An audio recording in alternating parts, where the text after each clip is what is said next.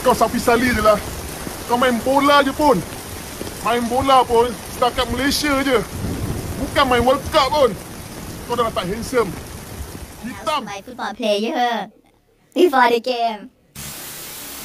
So some from the Singapore game, and today I think everyone want to see the performance from this.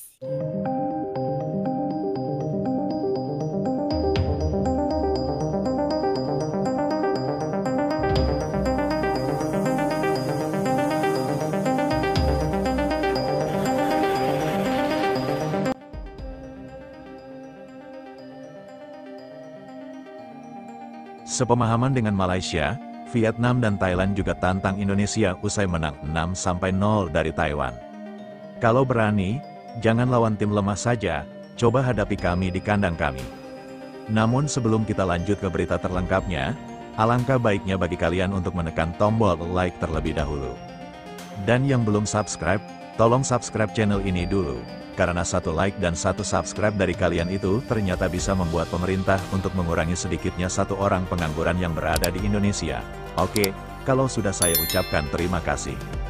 Langsung saja kita gas ke pembahasannya. Panasnya kini kian meluas. Vietnam dan Thailand ikut tantang Indonesia. Kalau berani jangan cuma lawan tim lemah. Belum habis riuh sindiran dari Malaysia, kini bara provokasi itu menjalar kedua kekuatan tradisional Asia Tenggara yakni Vietnam dan Thailand. Dua tim yang dalam satu dekade terakhir kerap disebut sebagai penguasa ASEAN di level permainan modern itu kini ikut melontarkan komentar pedas soal langkah Indonesia yang cuma menjajal Taiwan di laga FIFA Matchday. Tim yang memiliki ranking FIFA 178 dunia, media olahraga di Vietnam ramai menyoroti kemenangan dari skuad Garuda atas China Taipei dengan skor 6-0. Beberapa portal berita bahkan menulis headline bernada sinis. Garuda menang besar 6-0 tapi lawannya hanya Taiwan, tulis satu media di Hanoi lengkap dengan analis yang menggugat motivasi di balik penjadwalan laga tersebut. Seorang pengamat sepak bola Vietnam, Tran Hon Long dalam siaran televisi lokal menyebutkan kalau Indonesia benar-benar ingin menguji kemampuan mereka sebelum babak keempat kualifikasi Piala Dunia. Kenapa memilih lawan Taiwan? Lawan yang kualitasnya jauh di bawah mereka tidak akan memberikan tekanan yang diperlukan untuk mempersiapkan diri menghadapi tim-tim Asia kelas atas. Kami di Vietnam justru siap kalau mereka mau uji coba melawan kami. Itu baru pertandingan yang berarti, ujarnya dengan nada sinis. Komentar ini pun langsung menyebar dengan cepat di media sosial Vietnam. Fans The Golden Star Warriors mulai membejiri lini masa dengan sindiran dan tantangan terbuka tagar Vietnam mendadak ramai. Bersaing dengan percakapan panas antara pendukung Indonesia dan Malaysia sebelumnya. Tak mau ketinggalan, Thailand juga ikut memanaskan suasana dari Bangkok.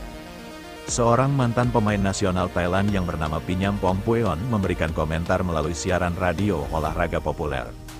Kami tidak mengerti arah strategi Indonesia. Mereka punya momentum bagus, punya pemain-pemain yang berbakat, tetapi memilih untuk uji coba yang tidak menantang. Kalau mereka serius mau mengukur kekuatan-kekuatan Thailand, siap menyambut mereka datang ke Raja Mangala. Dan kita lihat apakah mereka masih berani bermain ofensif seperti melawan Taiwan. Kalimat itu langsung diangkat oleh berbagai media Thailand. Komentar para netizen negeri Gajah Putih pun mulai ikut menari di atas tensi ASEAN yang sedang naik ke permukaan. Beberapa komentar bahkan memancing tawa dan amarah sekaligus. Seperti Indonesia menang lawan Taiwan itu seperti gajah menginjak semut lalu bangga berteriak satu stadion. Bagi sebagian besar publik Indonesia, ini adalah deja vu. Sejak dulu, rivalitas di kawasan Asia Tenggara selalu diwarnai dengan perang urat saraf sebelum bentrokan di lapangan. Namun kali ini ada yang berbeda.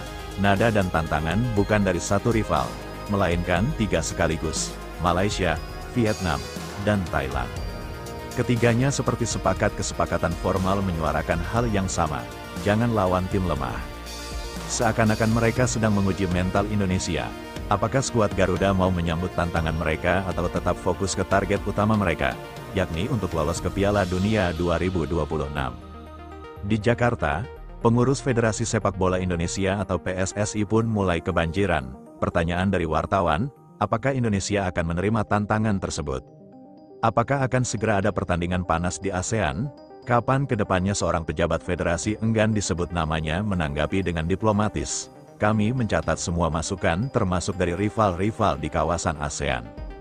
Namun semua agenda timnas disusun dengan pertimbangan teknis, kesehatan pemain, dan prioritas yang jelas. FIFA Matchday punya banyak aspek. Bukan cuma gengsi, tetapi hitungan poin, kesiapan lawan dan strategi jangka panjang. Kami tidak ingin keputusan emosional merusak rencana besar yang sudah kami bangun. Berdasarkan update terbaru, Indonesia menempati posisi ke-118 ranking FIFA, sedangkan China Taipei berada di peringkat ke-172, terpaut 54 posisi dari Garuda.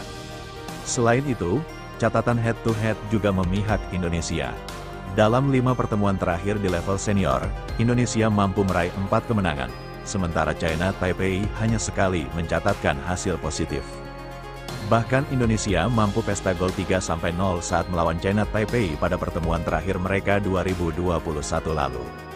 Melihat catatan tersebut, skuad Garuda berpotensi kembali pesta gol di Surabaya. Bagi skuad asuhan Patrick Kluivert, pertandingan ini bukan sekadar laga uji coba. Kemenangan atas China Taipei akan menjadi ajang pembuktian sekaligus peluang untuk menambah poin FIFA. Berdasarkan perhitungan dari Herman Baum, kemenangan akan menambah 3,25 poin untuk timnas Indonesia. Tambahan tersebut akan membuat Indonesia memperoleh 1157,80 dan naik ke posisi 116 dari 118.